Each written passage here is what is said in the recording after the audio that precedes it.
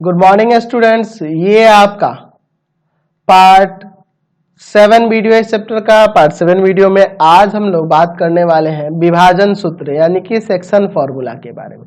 तो चलिए पहले हम लोग सेक्शन फॉर्मूला क्या होता है इसको देख लेते हैं। मैं यहाँ पे यह आपका एक्स अक्ष ले लेता हूँ, यह आपका वाई अक्ष हो गया। ठीक है, निर्देशांक अक्ष ले लिए एक्स और वाई अक्ष। चलो इसके बाद देखते हैं यहाँ पर एक्स और यह हो जाएगा आपका एक्स डैश, यह हो जाएगा y और नीचे मैं y डैश ले लेता हूँ। यहाँ आपका एक बिंदु P है जिसका निर्देशांक दिया है x1 y1।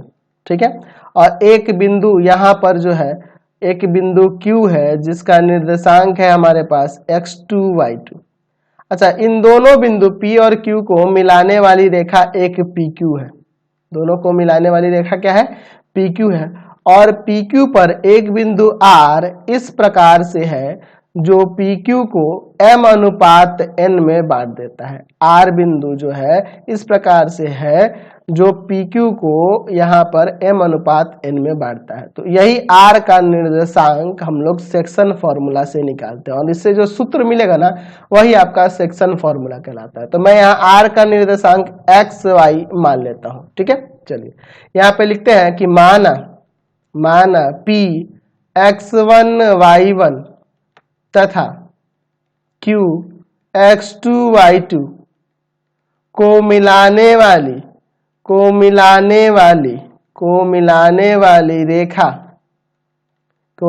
वाली रेखा पर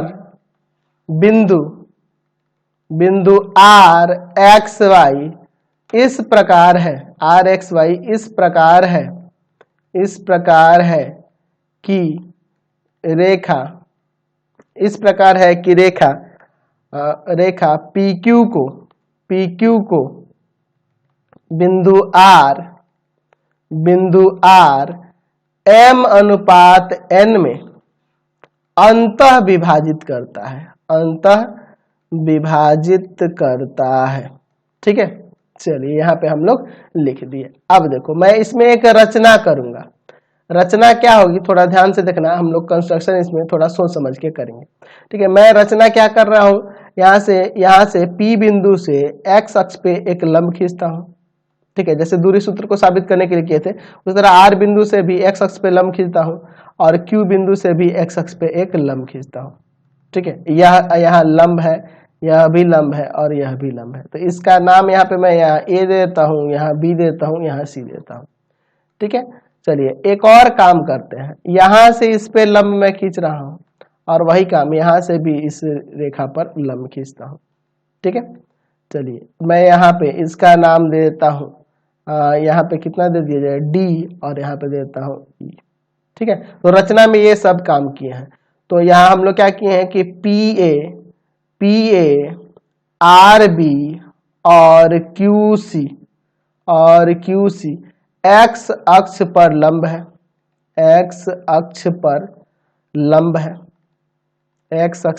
देख लो PA और RB और यह QC x अक्ष पर लंब है।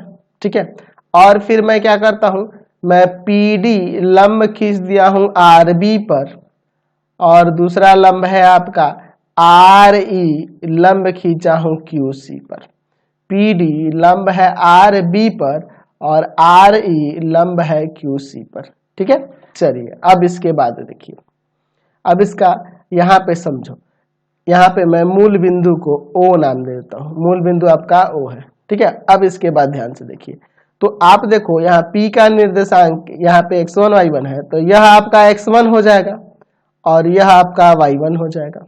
ठीक है, उसी तरह से R बिंदु का निर्देशांक x y मान है तो यह OB आपका यहाँ से यहाँ तक x हो जाएगा और यह RB जो होगा आपका y हो जाएगा।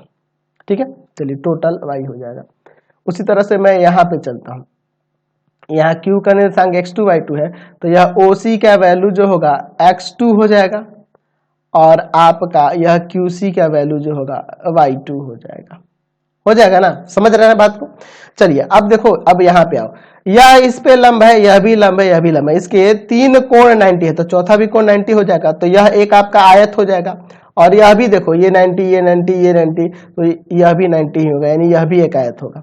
तो ये लंब होने के कारण यहाँ कह सकते हैं अतः ए बी डी पी और बी सी ई आर आयत है।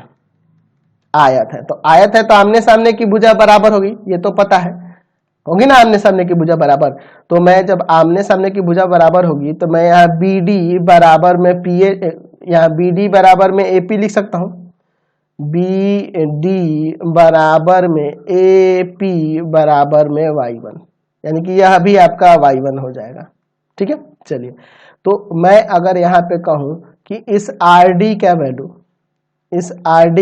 या डी आर का वैल्यू, डी आर की वैल्यू की बात करूं तो यह डी आर बराबर क्या हो जाएगा, तो बी आर में से हम लोग बी डी घटा देंगे तो काम हो जाएगा। इस पूरे बी आर में से इस बी डी को घटा देंगे तो यहाँ डी आर नहीं आ जाएगा जी, तो पूरा बी आर का वैल्यू क्या है, y है, और माइनस बी डी का वैल्यू कितना है, तो बी डी का वैल्यू y1 है। चलिए आगे बात करते हैं। अच्छा, मैं इसके वैल्यू की बात करूंगा तो मैं अगर बात करूं ए बी के वैल्यू की पहले, तो यह ए बी किसके बराबर होगा, पी डी के बराबर होगा ना जी। चलिए तो मैं यहाँ पी डी बराबर में ए बी लिख देता हूँ। क्यों पी डी ए बी के बराबर क्यों होगा, क्योंकि ये आयत है तो आमने सामने की भुजा बराबर होगी। अच्छा, और ए बी को मैं यहाँ ओ बी माइनस ओ ए लिख सकता हूँ, ओ बी माइनस ओ ए, यानी कि हो जाएगा यहाँ से आपका x माइनस x1, यानी कि PD का भी मान आ गया। अब यहाँ पे चलो, अब मुझे इसका मान और इसका मान निकालना है। तो मैं यहाँ पे देखो, अगर मैं बात करूं मैं इसके बारे में RE के बारे में, तो RE जो होगा बराबर होगा BC के, और BC की बात करें तो BC का वैल्यू मैं OC में से OB घटा दूं तो हो जाएगा OC माइनस OB, तो BC आ जाएगा आपका। चलिए तो यहां से हो जाएगा OC आपका x2 है और माइनस OB आपका x है। चलिए x है, सिंपल x है। चलिए अब इसके बाद RC का वैल्यू आ गया, यहाँ पे यह आ गया। ठीक है, तो मैं यहाँ चाहूं तो वैल्यू लिख सकता हूं, यहाँ पे लिख देता हूं PD जो है ना x माइनस x1 है, देख लो। अच्छा D, और यहाँ पे आप देखो PD आपका x माइनस x1 है, और DR जो है ना DR वह y माइनस y1 है, DR यह y माइनस y1 है। चाहो तो लिख सकते हैं, नहीं भी लिखोगे तो चलेगा। और RE की बात करूं तो x2 माइनस x है, RE की बात करूं तो x2 माइनस x है। ठीक है, अच्छा उसी तरह से मैं QE की बात करूं तो QE को निकालने के लिए हमें पहले इसका वैल्यू पता होना चाहिए, किसका, CE का वैल्यू पता होना चाहिए। ठीक है, तभी ना आप निकाल पाओगे। चलो तो पहले मैं बात करूं CE के वैल्यू के बारे में, तो CE जो होगा ना, CE यहाँ देखो, यह CE जो होगा ना बराबर होगा BR के बराबर हो जाएगा, और BR का वैल्यू आपके पास y दिया है, यह टोटल यहाँ से यहाँ तक y है, BR y है।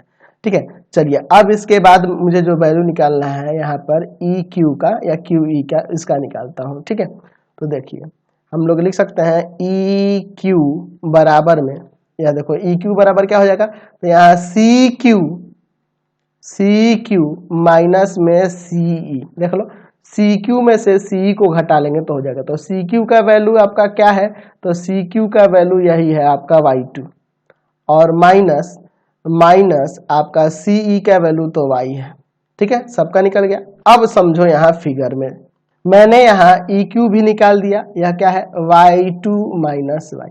मैं इस त्रिभुज को और इस त्रिभुज को समरूप करने वाला हूं, त्रिभुज PDR और त्रिभुज REQ में। ध्यान से देखो ना, PDR और REQ, इन दोनों त्रिभुजों में ध्यान से देखिए। मैं यहाँ पर देखो, यह लंब है तो यहाँ 90 और यहाँ भी 90 हो जाएगा, यानी कि एंगल PDR बराबर में एंगल REQ प्रत्येक 90, लंब है तो प्रत्येक 90 हो जाएगा।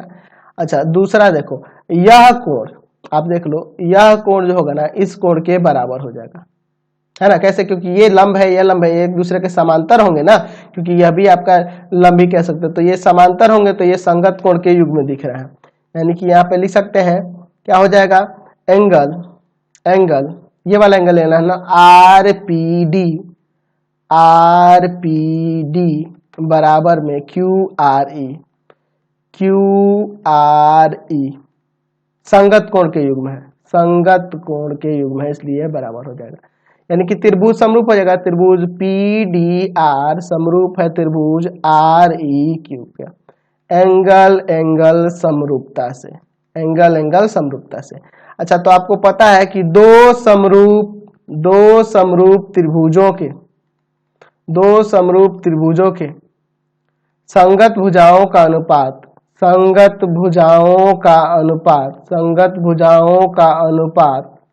बराबर होता है,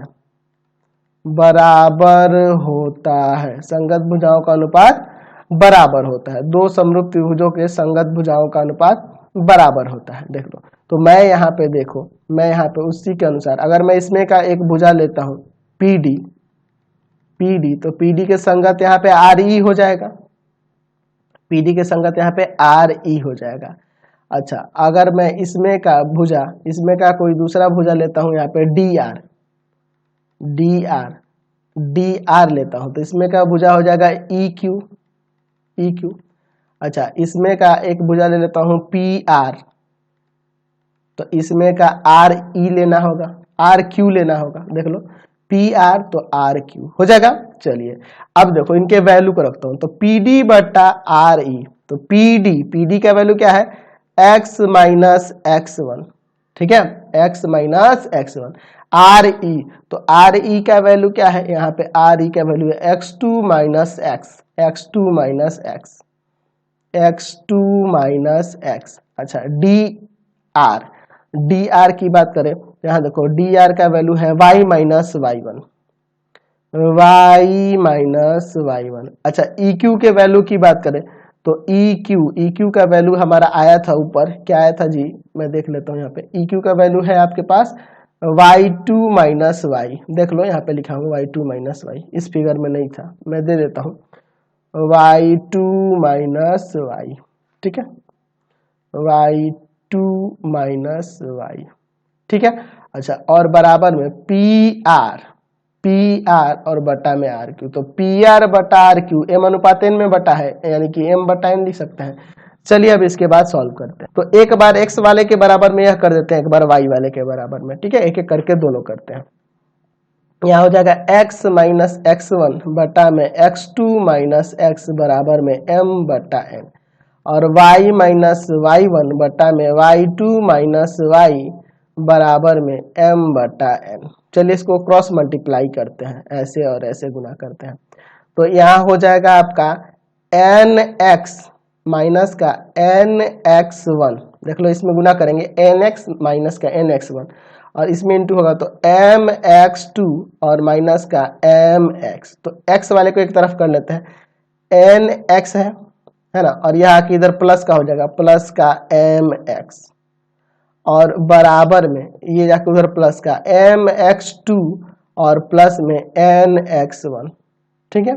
चलिए, और यह x कॉमन हो जाएगा यहाँ से, तो बचेगा m plus n into x बराबर में m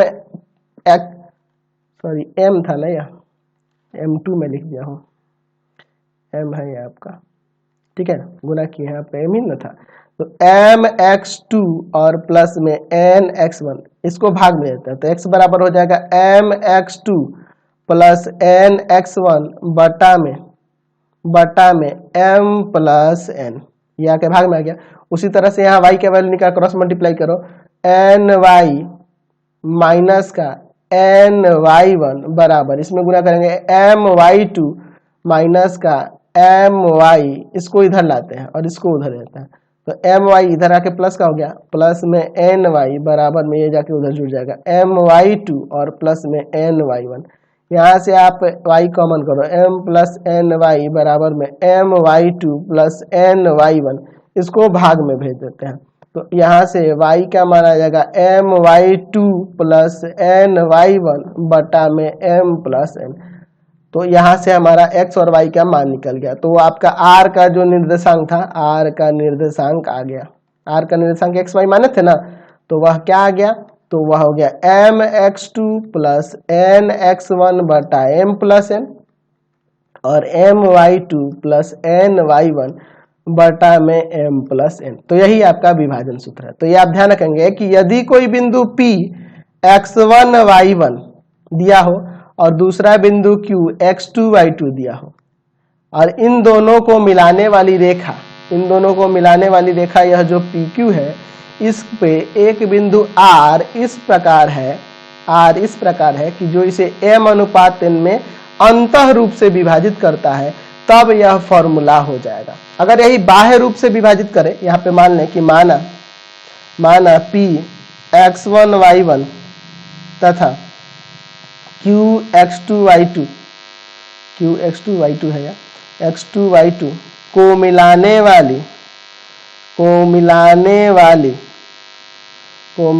वाली रेखा को बिंदु R m अनुपात n में बाह्य रूप से विभाजित करता है, बाह्य रूप से विभाजित करता है। तो बाह्य रूप से विभाजित करता है तो इसका निर्देशांक कैसे निकालना। तो पहले बाह्य रूप के बारे में समझ लो। यहाँ कहने का मतलब है कि एक बिंदु P है जिसका निर्देशांक है x1 y1 और एक बिंदु Q है जिसका निर्देशांक है x2 y2। इन दोनों को मिलाने वाली रेखा जो PQ है, इसको बाह्य रूप से, यानी कि कहने का मतलब यह है कि वो जो बिंदु R है इसके बाहर कहीं स्थित है, ठीक है। इसको डॉटेड ले लेना, ध्यान रखना, ये हम लोग जो किया है ना इसको डॉटेड ले लेंगे। तो यह बिंदु R जो है इसको PQ को m अनुपात n में बाह्य रूप से विभाजित करता है, यानी कि यहां से यहाँ टोटल लंबाई m है और यहां से यहाँ n है, ठीक है। यानी बिंदु R की P से दूरी m है और Q से दूरी n, मतलब दूरी तो एग्जैक्टली है नहीं, एक्चुअल में इनके अनुपात है, इनके दूरी का अनुपात, P से R की दूरी और Q से R की दूरी का अनुपात जो है m अनुपात n है। तो बाह्य रूप से ऐसे विभाजित करता है, अंतर रूप से ऐसे। तो इसके लिए फॉर्मूला क्या होगा, तो यहाँ R का जो निर्देशांक होगा, R का निर्देशांक एक्चुअल में वही फॉर्मूला होगा, थोड़ा सा इसमें चेंज आ जाता है। इसको भी हम लोग प्रूफ कर सकते हैं, लेकिन आपके एग्जाम में पूछता नहीं है, 11th में चल के मैं प्रूफ कराऊंगा इसको। nx1 बस माइनस आ जाएगा, फॉर्मूले में माइनस आ जाता है, my2 माइनस ny1 बटा में m माइनस n, ठीक है। बाकी सब देख रहे हो ना, पिछले फॉर्मूला जैसा ही है, बस यहाँ फॉर्मूले में बीच में माइनस आ जा रहा है, वहां प्लस था यहाँ माइनस। तो ये याद रखेंगे। एक और फॉर्मूला है मध्य बिंदु सूत्र, उसे भी बता देता हूँ। मध्य बिंदु सूत्र, मध्य बिंदु सूत्र यहाँ पे मान लेते हैं, माना P x1 y1 तथा Q x2 y2 को मिलाने वाली रेखा का मध्य बिंदु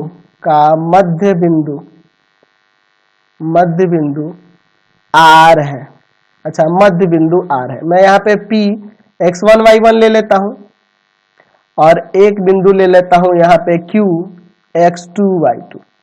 इन दोनों को मिलाने वाली रेखा एक मैं PQ खींच देता हूं और इसका मध्य बिंदु क्या है, R है। एक मध्य बिंदु है R, इसका निर्देशांक कैसे है। अच्छा, जब ये मध्य बिंदु है तो इनको 1:1 में विभाजित कर रहा है, बराबर भागों में बांटा है ना जी, मध्य बिंदु है।